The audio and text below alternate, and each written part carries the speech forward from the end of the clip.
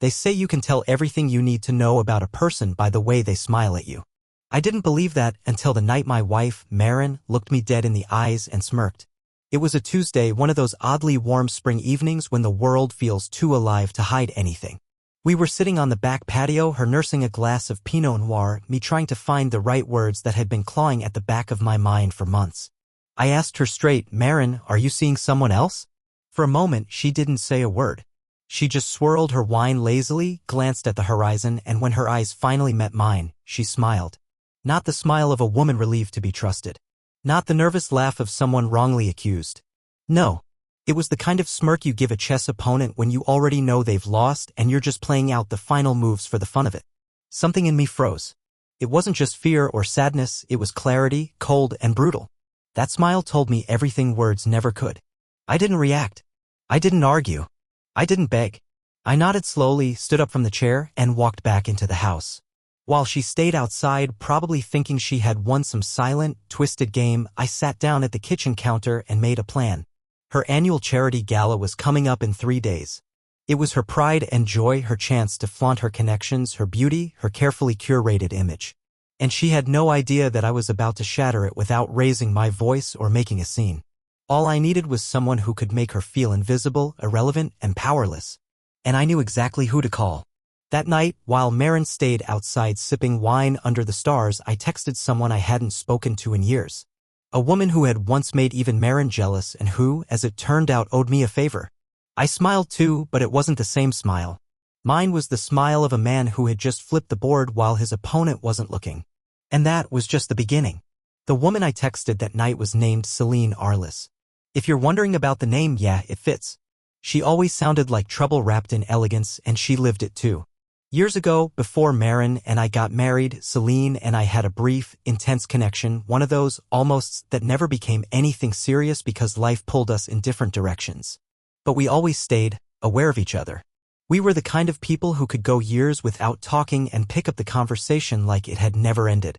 When Celine's message came back only minutes later, it wasn't a question. It was just 4 words, "Tell me when, Logan." The next 3 days felt like a balancing act over a pit of snakes. Marin was colder than usual, making half-hearted excuses to leave early for work, staying out later, texting constantly under the table at dinner like I couldn't see her thumbs flickering. She didn't know that while she was building her little fantasy world, I was carefully arranging the moment that would destroy it. The night of the gala, Marin took nearly 2 hours to get ready. I watched from the doorway, pretending to sip my bourbon as she slipped into a dress so elaborate it looked stitched out of midnight itself. Her hair, her makeup, everything perfect, as if she was preparing for a coronation rather than a charity auction. "Don't be late," she said to me with that same smug curve at the corner of her mouth. "I wouldn't miss it for the world," I replied, meaning every syllable in a way she couldn't possibly understand. We arrived separately, her with her entourage, her clients and admirers buzzing around her like moths to a flame. I waited until the main hall was packed, the chandeliers burning bright and the cameras flashing like 100 tiny betrayals. And then I walked in with Celine on my arm. It was like dropping a thunderclap into a room full of glass. Conversations stuttered. Heads turned. Marin, standing near the stage, locked eyes with me, and for the first time in years I saw fear. Not because Celine was more beautiful, though she was, effortlessly, but because Marin realized she wasn't the queen anymore. In a single moment, she had become just another face in the crowd, overshadowed and ignored. Celine leaned into me and whispered something that made me laugh, loud enough for Marin to hear, of course. We moved through the room like we owned it. And no matter how hard Marin tried to grab the spotlight back, louder laughs, exaggerated smiles, it was already gone. And the best part? This wasn't revenge. It wasn't even anger. It was just a message. I saw everything. I understood everything. And now I didn't care. But that was only the opening move. What Marin didn't know was that the real storm hadn't even started yet. After Celine and I made our entrance, the air inside the gala thickened, humming with tension that everyone could feel but no one dared to address. Marin kept throwing glances in our direction, each one more desperate than the last. It was almost funny to watch her pretend that nothing had shifted when her entire world was quietly collapsing right in front of her. Celine was a master at this game. She wasn't loud, she wasn't flashy, she simply existed in a way that made everything around her look dull. Conversations naturally bent toward us. Smiles lingered a little longer on Celine. Invitations to private tables, offers of champagne, they came without us asking. Marin, for all her strategic networking and carefully chosen company, became background noise at her own event. The final blow came when the host of the evening, a major donor, walked up to our table and introduced himself to Celine. He didn't even acknowledge Marin standing a few feet away, trying to make herself visible again. Celine shook his hand, laughed lightly at some joke I didn't catch, and turned the spotlight permanently onto us. It was cruel. It was beautiful. Marin tried to recover. She marched to the microphone at the front of the hall to give her opening speech.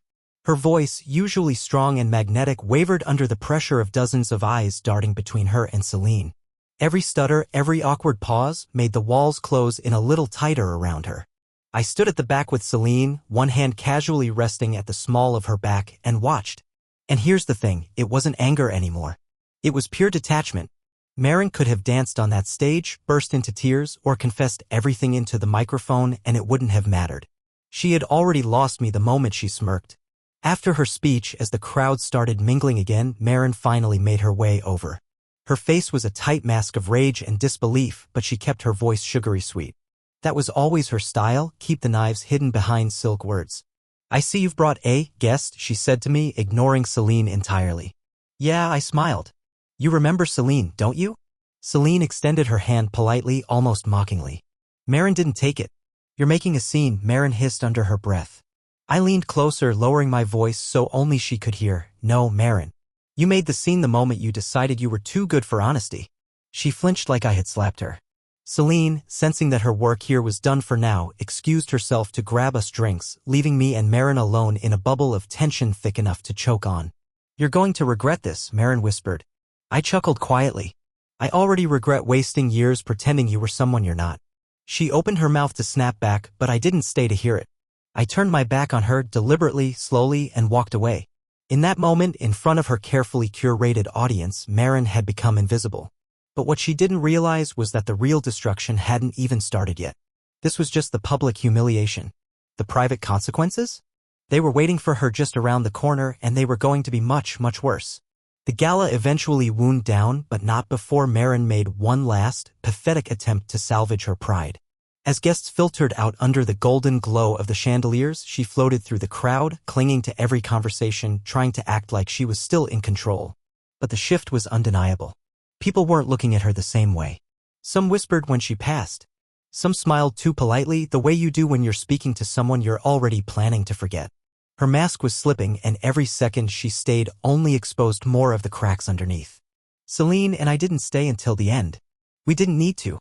The damage was done. I thanked the organizers, kissed Celine's hand for the theatrics, and we exited into the night like the whole event had been staged just for our benefit. But the real game began the next morning. I had spent the weeks before the gala gathering more than just courage. Through a private investigator, a man so discreet he made ghosts look clumsy, I had collected things Marin never imagined would see the light of day. Financial records. Secret bank accounts. Messages she thought were deleted. Hotel bookings that didn't line up with her fake work trips. Pictures. Videos. Everything.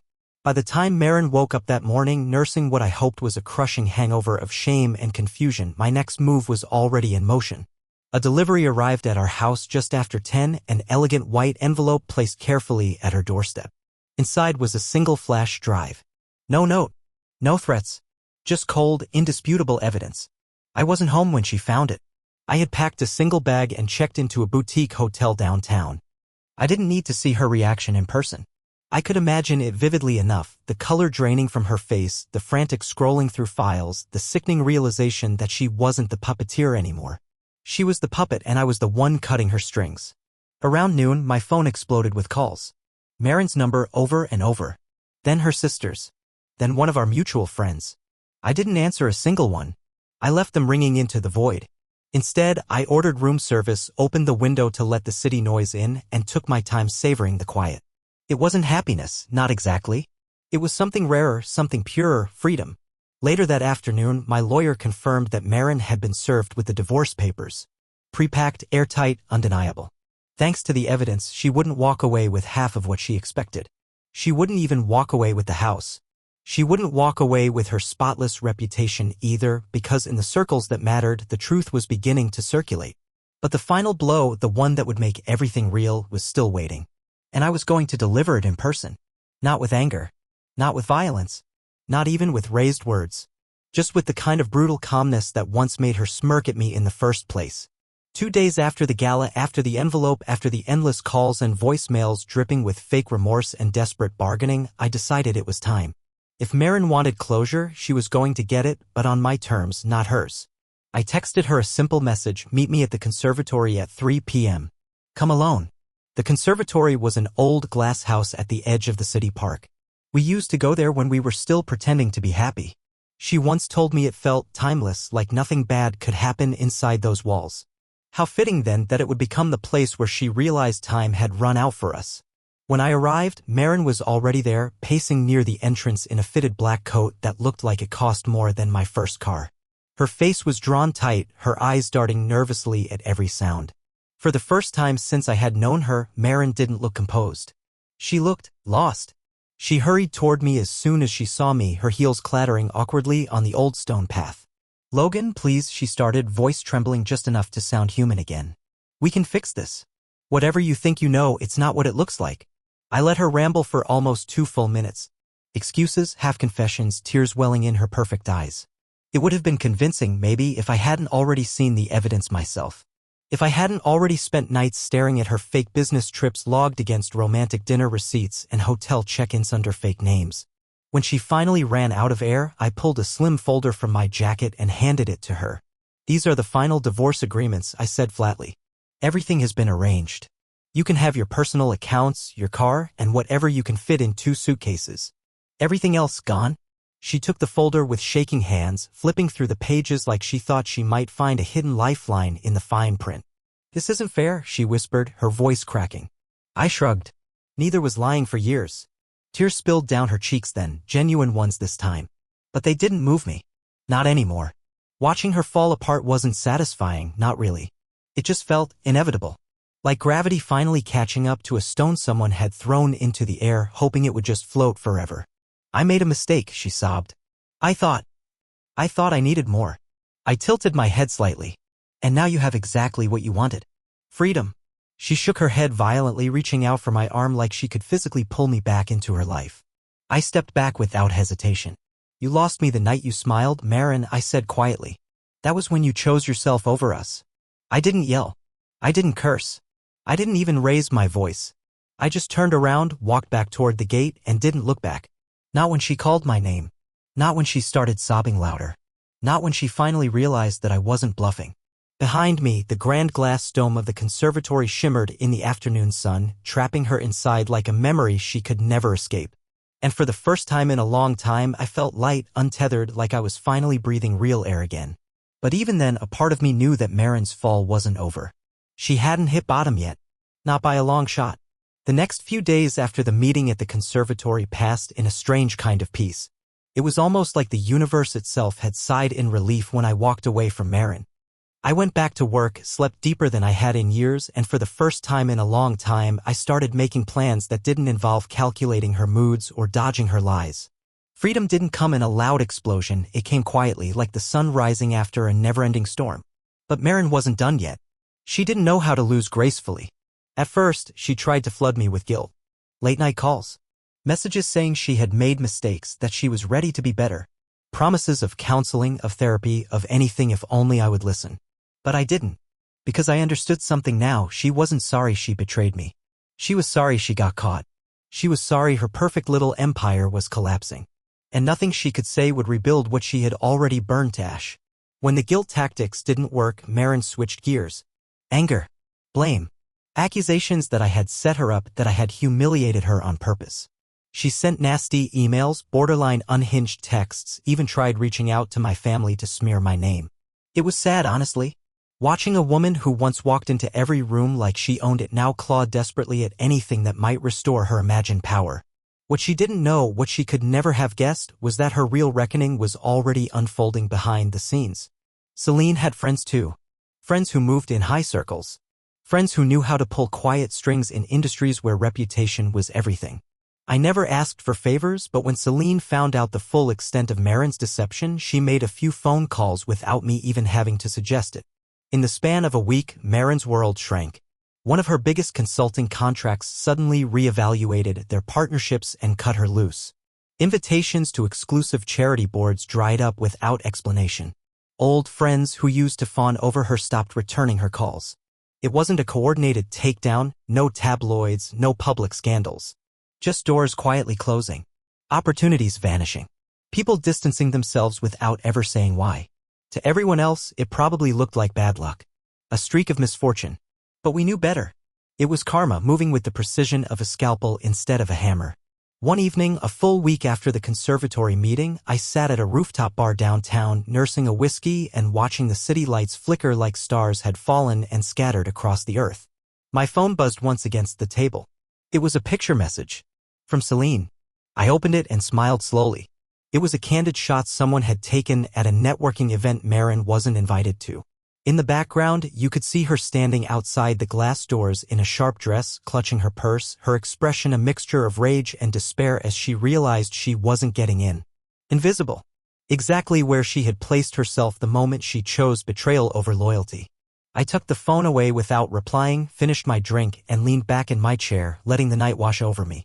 I wasn't celebrating her downfall. I wasn't dancing on the ashes. I was simply witnessing the consequences Marin had written for herself a long time ago. And if she thought this was rock bottom, she was wrong. The real moment, the one that would leave her truly alone, was still on its way. And I was going to be there when it arrived. The opportunity came sooner than I expected. It wasn't planned, it wasn't something I orchestrated. Life simply aligned itself perfectly as if it had been waiting for the right moment to deliver the last blow. I was attending a small gathering at the Harper Estate, one of those quiet, invitation-only affairs where the city's serious players mingled without reporters breathing down their necks. I hadn't even thought about Marin when I accepted the invitation. She had once been a regular at events like this, moving from conversation to conversation like a shark slicing through calm water. Now she was a ghost no one spoke about. But as I stood on the wide veranda with a glass of bourbon in my hand, I saw her. She wasn't a guest. She wasn't dressed for the event. She was standing near the valet outside the gates, arguing quietly with a man I recognized, one of the minor executives who used to fall over himself to gain her favor. Marin looked different now, thinner, her makeup just slightly off, the proud tilt of her shoulders collapsed into something smaller, tighter. She spotted me before I could look away. And she came straight for me. There was no audience here. No grand gestures. Just Marin crossing the manicured lawn, her heels sinking slightly into the grass, her hands trembling at her sides. "Logan," she said, stopping a few feet away. "Please." Her voice cracked so badly on the word that I barely recognized it. For a brief second, I remembered the woman I had once loved. The ambition in her eyes, the laughter we used to share. But memory is a dangerous thing. It can make you forget the sharp edges you bled on. "You don't belong here," I said evenly. Not cruel. Not loud. Just the truth. "I know," she whispered. "But I don't know where else to go." It hit me harder than I wanted to admit. Not out of pity. Not because I still loved her. But because it confirmed what I had suspected all along. Marin had never built a life for herself. She had built a performance. And when the stage collapsed, she had no idea how to survive without the applause. For a long moment, we just stood there in the soft night air, the sounds of laughter and clinking glasses drifting from the house behind me. I could have turned away. I could have said nothing, but I didn't. Instead, I looked her straight in the eye and spoke the words she had once deserved to hear from me, but never had. "You chose this," I said. "Every lie, every betrayal, every time you thought you were smarter than everyone else. You chose it all." She tried to speak, but I lifted a hand and stopped her. "I'm not here to hate you, Marin. I'm not here to hurt you. I'm here to let you go." Her face crumpled. Not dramatically, not like in the movies, but quietly. A woman realizing she was truly alone for the first time in her life. I stepped past her, walking toward the house without looking back. The valet was already moving to escort her off the property. And just like that, the final thread that connected us snapped. I didn't feel victory. I didn't feel vengeance. I felt something better, peace. She had made herself invisible. And now I had finally made myself free. But before I disappeared fully into my new life, there was one last thing I needed to do. Not for Marin. For me. The days that followed passed more quietly than I expected. You'd think that after burning down a life you once shared with someone, the silence would be deafening, unbearable. But it wasn't. It was just empty, like standing in a house stripped of furniture, knowing every creak in the floorboards by heart, but realizing you no longer belonged there. I moved into a small loft on the other side of the city. Nothing fancy, just clean walls and tall windows that let the morning light pour in without permission. There was a kind of purity to starting over with nothing but a few suitcases and my name. But there was loneliness too, the kind that clung to you in the middle of the night when you forgot, for a second, that the other side of the bed would always stay cold. Marin didn't try to reach out again. Not directly. A few mutual friends sent messages in the following weeks, careful, cautious updates. They said she was still trying to salvage what was left of her reputation, that she had moved into a smaller apartment, sold her luxury car, started working jobs she once would have sneered at. They said she didn't smile much anymore. I didn't feel triumphant hearing that. I didn't even feel angry. I just felt tired. The truth is, there are no real winners in a betrayal like ours. There are only survivors. And sometimes surviving feels an awful lot like losing. One night, a few weeks after everything ended, I found myself standing outside the conservatory again. I hadn't planned it. I was just driving and somehow ended up there, staring at the grand glass dome reflecting the stars. I thought about all the things we had once dreamed of, the promises we made under those very same stars, the life we could have built if she had just been honest, if I had seen the truth sooner, if we had both been better. But life doesn't deal in what-ifs. It only deals in consequences. I stayed there for a long time, hands stuffed deep into my jacket pockets, breathing in the sharp, clean night air. And then, quietly, I said goodbye. Not to Marin, not to the memories, but to the man I had been when I loved her, the man who believed love alone could save anything. I turned and walked away from the conservatory without looking back, the sound of my footsteps swallowed by the night. Some stories don't end with anger. They don't end with revenge. They just end with silence. And sometimes, that's the saddest ending of all.